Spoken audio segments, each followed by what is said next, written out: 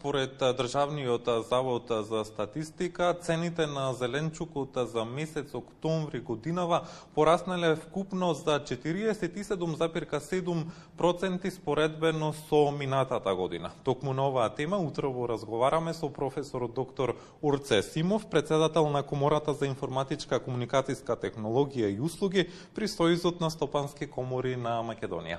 Професоре, добро утро и добре дојдовте во Македонија наутро. За почеток, на што се должи покачувањето на цените на зеленчукот? Добро утро и благодарам на поканата. Покачувањето на цените на зеленчукот се должи на намалената побарувачка. Намалената понуда, не на намалената побарувачка.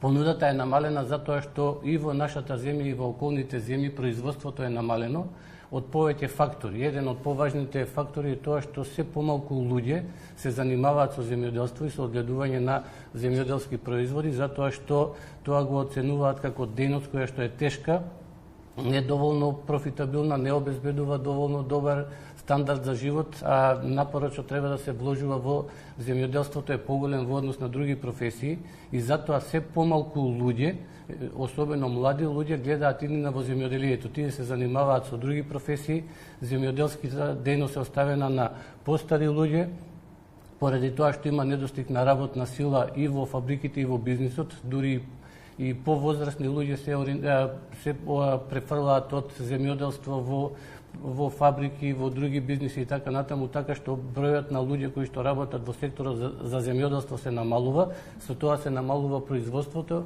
и едноставно се намалува тоа што се нуди на пазарот и затоа цените растат. Инаку ние направивме анализи во Сојузот на стопански комори и контактиравме релевантните фактори. Цените на мало не се зголемени за 47%. Заводот за статистика во исто време објави и индекси на цените на мало и таму може да се види дека во однос на октомври 23-та, во однос на октомври 24-та година, цените на мало кај зеленчукот се зголемени за 11%. Ова зголемување на 47% во аутпутите во земјоделието е во откупните цени, значи производителите кон трговците ја зголемиле цената за 47%, меѓутоа тоа што го плаќаат граѓаните е зголемено само за 11%. И сега зголемувањето покрај тоа што се должи на намалено производство, се должи и на еден инсект тута абсолута кој што го напаѓа доматот, така што оваа година имаше поголеми плантажи нападнати од тој инсект и таму производството на домат беше намалено, а може да се види од извештајот на статистика и па и од земјоделие дека доматите, откупната цена на доматите минатата година во однос на октомври оваа година се зголемени за речиси двојно. На крајот од месец октомври заврши така наречената есенска кошничка, односно намалување на маржите на дел од производите. Кои се ефектите од таа кошничка и дали по завршувањето на истата имаме зголемување на цените или останаа исти? И владата и синдикатот излегува со информации со помали или поголеми разлики дека има одредено намалување на цените во потрошувачката кошница. Тоа е мерка која што е непазарна мерка. Пазарна мерка, вистински механизам кој што ги регулира цените, тоа е понудата и побарувачката. И тоа е нешто што е одржливо на долг рок. Инаку регулацијата на цените, ние во историјата на човештвото имаме записи за над 40 векови обиди да се регулираат цените и сите тие во поголеми или помали мерки завршувале неуспешно. Во некои случаи дури кога долго време траеле таквите мерки, силен бил притисокот да се контролираат цените на одредени производи или услуги, луѓето кои што се занимавале со таа дејност се откажувале од таа работа и проблемите дури се зголемувале затоа што потоа немало кој да го работи тоа. Значи, вистинска мерка е пазарната мерка, а тоа е понуда и побарувачка. Ние треба да имаме поголемо производство на земјоделски производи и на тој начин цената да биде подостапна за граѓаните. Владата и ресорните министерства по завршувањето на оваа есенска кошничка најавуваат дека истата ќе биде преадаптирана во пожитна, новогодишна, бајрамска, великденска кошничка. Колку ваквата адаптација или овие мерки влијаат врз буџетот на граѓаните? Има ли ефекти или потребно е друго решение?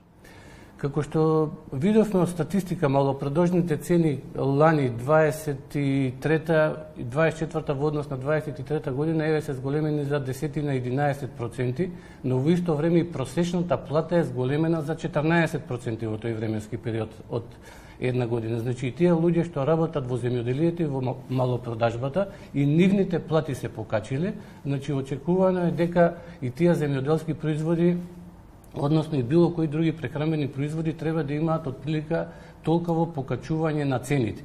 Инаку ние, за да добиеме поприфатливи цени, ние мораме да го модернизираме нашето земјоделие.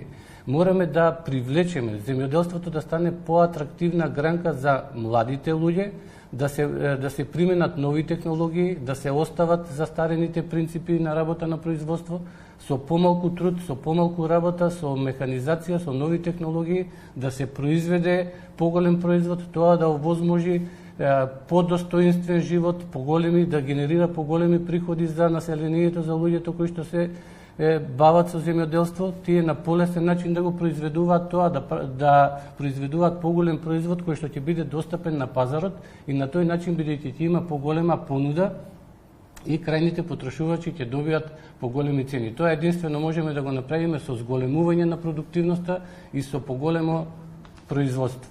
Професоре, за крај на нашиот разговор, Народна банка за 2025 година проектира забавување на инфлацијата и економски раст на домашната економија од 3,3%.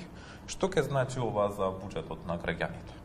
За буџетот на граѓаните тие две бројки ќе значат подобрување за буџетот на граѓаните, затоа што минатата година ние имавме раст на економијата од само 1%, ако наредна 23-та, 24-та година ќе видиме колку ќе биде, некаде можеме меѓу 1,5 и 2% ќе се движи.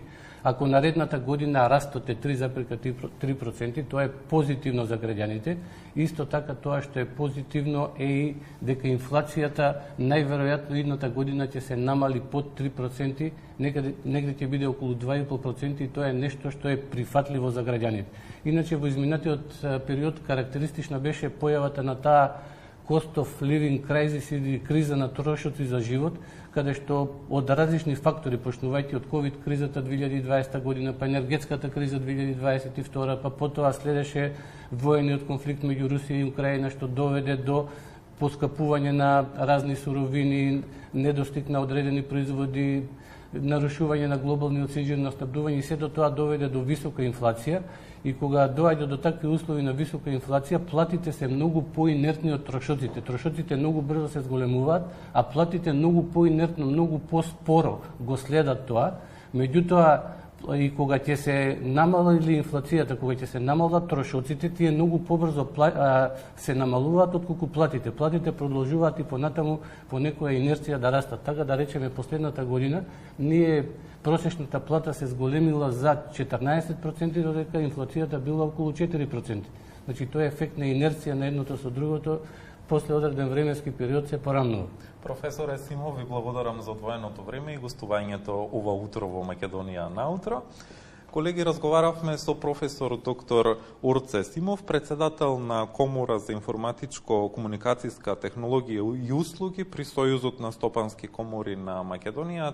Нашата денешна тема беше токму економијата, покачувањето на зеленчукот за 47,7% според Државниот завод за статистика, но и проектирањето на економскиот раст од страна на Народна банка. Студио?